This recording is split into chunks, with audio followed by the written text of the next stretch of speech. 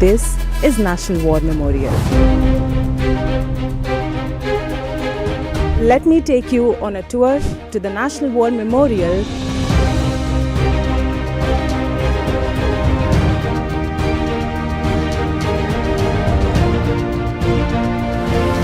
$26,602 नाम।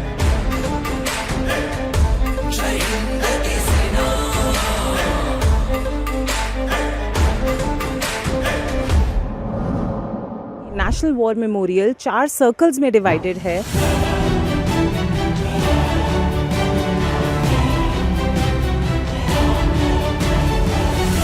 Let us honor our soldiers and their sacrifices.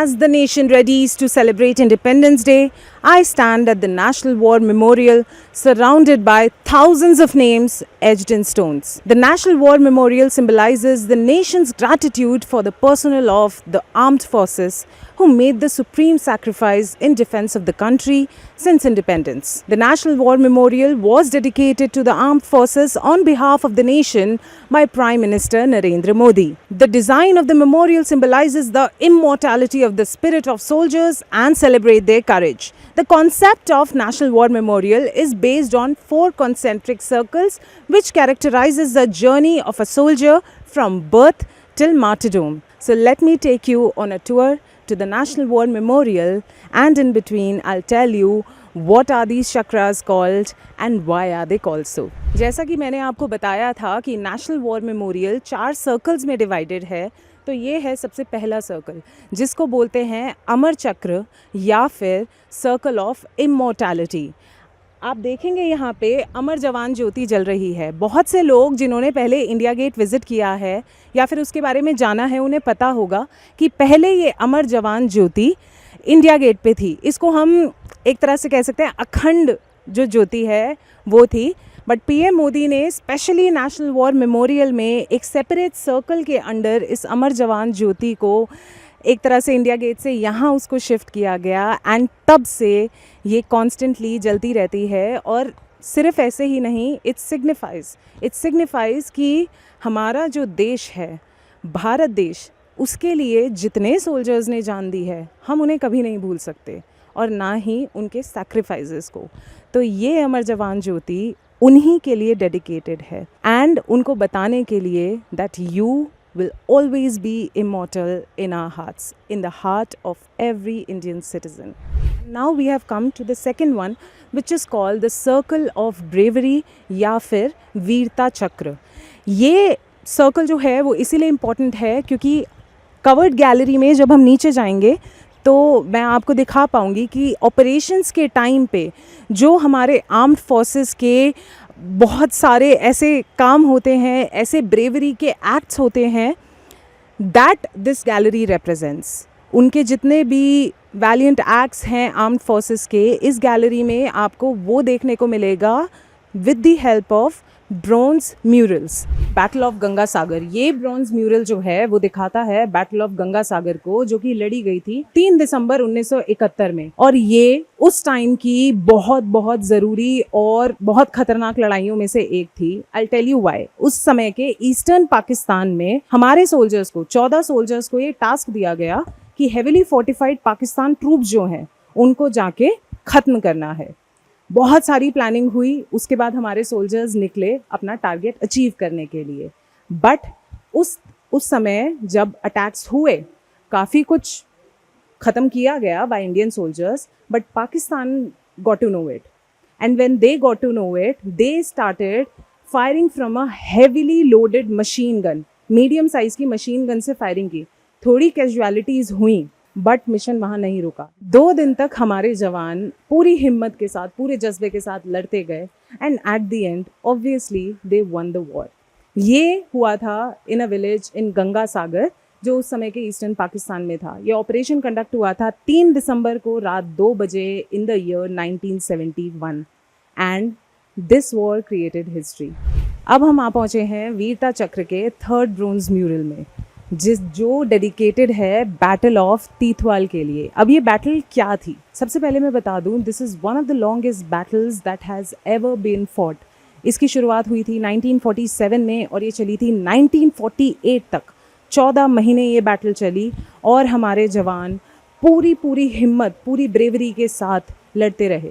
But what was actually this Tithwal battle? Tithwal गांव जो था वो इंडिया का एक पार्ट था, बट पश्तून ट्राइब जो थी, जिन्हें हम पठान्स भी बोलते हैं, उन्होंने इस पे कब्जा कर रखा था।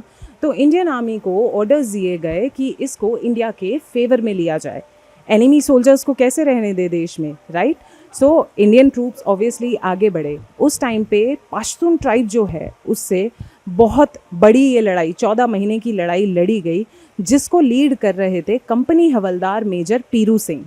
अब पीरू सिंह जी, कंपनी हवलदार मेजर पीरू सिंह जो थे, उन्होंने इस लड़ाई में 27 एनिमी सोल्जर्स को मार गिराया। इसी वजह से कंपनी हवलदार मेजर पीरू सिंह को परमवीर चक्र से नवाजा गया। We all know the symbols that represent India's defense system, Army, Navy or Air Force. But did you know that there's a symbol which is IDS, combination of these three, and that's just behind me. Let me tell you. सबसे ऊपर अगर आप देखेंगे तो है national emblem, जिसको हम अशोक स्तंभ भी कहते हैं। Then we have the symbol that represents army, our Indian army. Then the next if you see is our Indian navy, and the next is our Indian Air Force. Now the combination of these three, India's defense system, is IDS, and this is the symbol that represents India's defense system.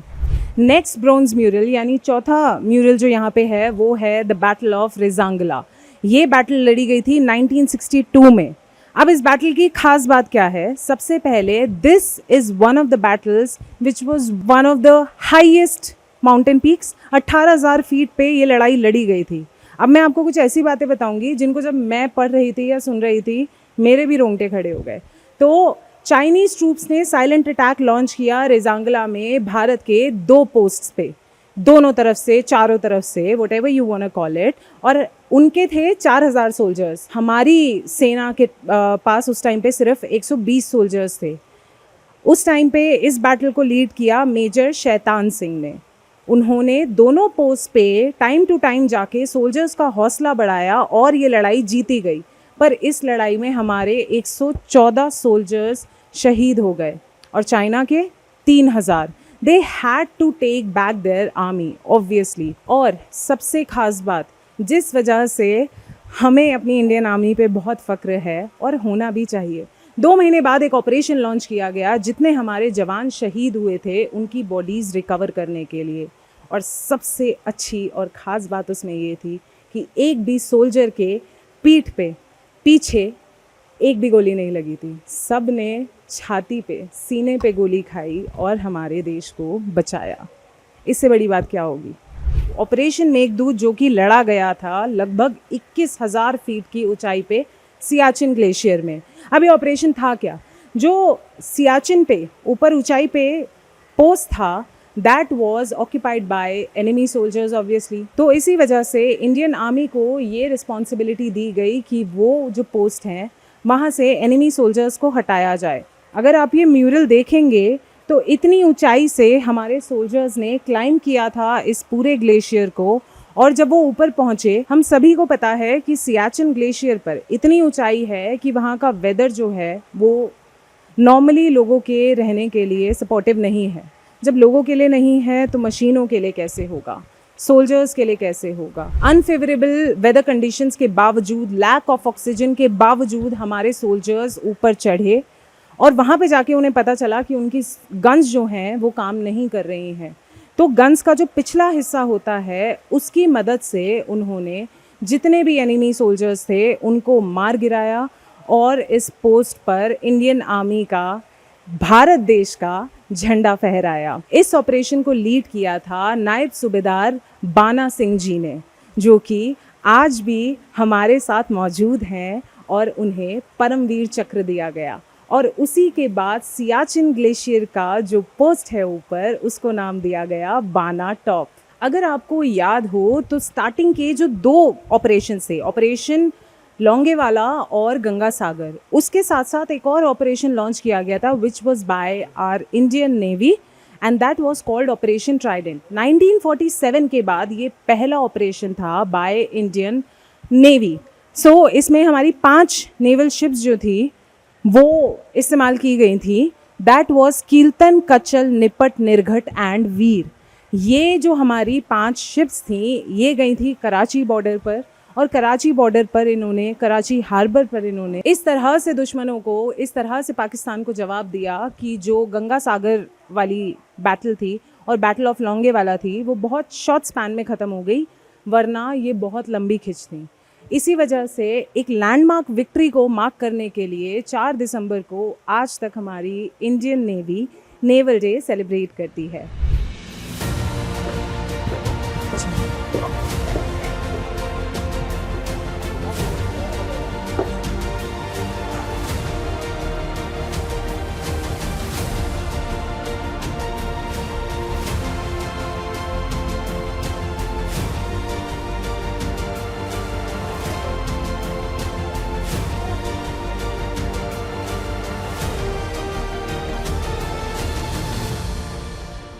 So what you just saw is the guard changing ceremony. अमर जवान ज्योति यहाँ पे जल रही है national war memorial पे।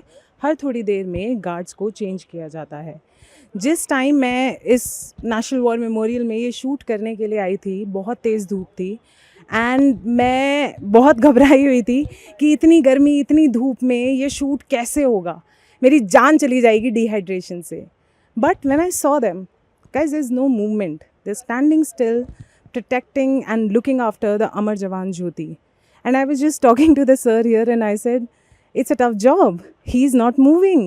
How is he not moving? Her 2 minute में मैं परेशान हो रही हूँ गर्मी से. And his answer was, that's Indian Army for you. अब हम आ चुके हैं 3rd circle of national war memorial पे, जिसको त्याग चक्र या फिर सर्कल ऑफ सैक्रिफाइस भी बोला जाता है. This has to be the toughest circle that I have come in. I'll tell you why, because this has names of all the soldiers of the Indian Army, Air Force, Navy who sacrificed their lives to protect us, to protect our country. 26,602 नाम. कोई भी operation, कोई भी war हुई है, जिन जिन जवानों ने अपनी जान गंवाई है, सैक्रिफाइस की है हमें बचाने के लिए, उन सब के नाम यहाँ पे हैं. एंड द इंटरेस्टिंग पार्ट जो मुझे अभी अभी पता चला, वॉर मेमोरियल की जो टीम है यहाँ पे, जिस भी सोल्जर की, लेट्स सपोज आज जिन जिन सोल्जर्स ने अपनी जान गंवाई थी, अपनी जान सैक्रिफाइस की थी हमारे लिए, इस पर्टिकुलर डे पे every morning they would come और यहाँ पे इस तरह फूलों से वो लोग उनको रिस्पेक्ट्स देते हैं अपनी. अगर आप देखेंगे यहाँ पे नाम, तो ये होगा उनका सर्विस नंबर. आप जितने भी नाम यहाँ लिखे हैं उनमें देखेंगे तो this represents their service number. यहाँ पे होती है उनकी डेजिग्नेशन जवानों की, यहाँ पे उनका नाम, and this is a unit number. Also अगर कोई ऐसे जवान हैं जिनको किसी अवार्ड से नवाजा गया था, जिनको कोई अवार्ड मिला था, तो नाम के बिल्कुल आगे उनका वो अवार्ड भी लिखा जाता है. If you see SC KC, ये अवार्ड्स थे जो उनको मिले थे. अब ये जो त्याग चक्र है, इसको बनाया गया है चक्रव्यूह के फॉर्मेशन के फॉर्म में. तो अगर आप first circle, these are 2 circles, different walls divided हैं, डिफरेंट वॉल्स हैं, 2 साइड हैं, दोनों साइड ब्रिक्स पे सुनहरे अक्षरों में हमारे जवानों का नाम लिखा गया है. उस तरफ से शुरुआत होती है. आप सबसे पहले जाते हैं एंटी क्लॉकवाइज, वापस आते हैं, जाते हैं क्लॉकवाइज, और ये सिलसिला चलता रहता है. बट अगर आप एंटी क्लॉकवाइज वहाँ घुस गए नाम पढ़ने के लिए, देखने के लिए, तो आप बाहर नहीं आ पाएंगे. जस्ट लाइक द चक्रव्यूह. इसकी प्लानिंग बहुत अच्छे से, बहुत ख़ास तरीके से की गई है. That's the reason you must visit here.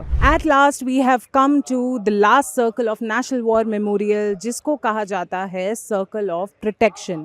ये Circle of Protection में काफ़ी सारे डेंस पेड़ लगाए गए हैं जो कि दर्शाते हैं हमारे इंडियन सोल्जर्स को. How? क्योंकि ये पेड़ हर वेदर में, हर मौसम में आपको देखने को मिल जाएंगे। कठिन से कठिन जगहों पर ये पेड़ आपको देखने को मिल जाएंगे। डटे रहते हैं बिल्कुल हमारे भारत के जवानों की तरह। और एक सीज़न ऐसा भी आता है जो फ्लावरिंग सीज़न होता है, तो फ्लावर्स किस कलर के होते हैं? वाइट, जो कि दर्शाता है peace. We always stand by peace, we have always chosen peace over war, and that is what this circle represents. ये सर्कल बेसिकली इंडियन सिटीजन्स को, भारतीयों को, सभी भारतीयों को इनफैक्ट बताने के लिए है कि हम आपकी सेवा में, आपकी सुरक्षा में खड़े हैं।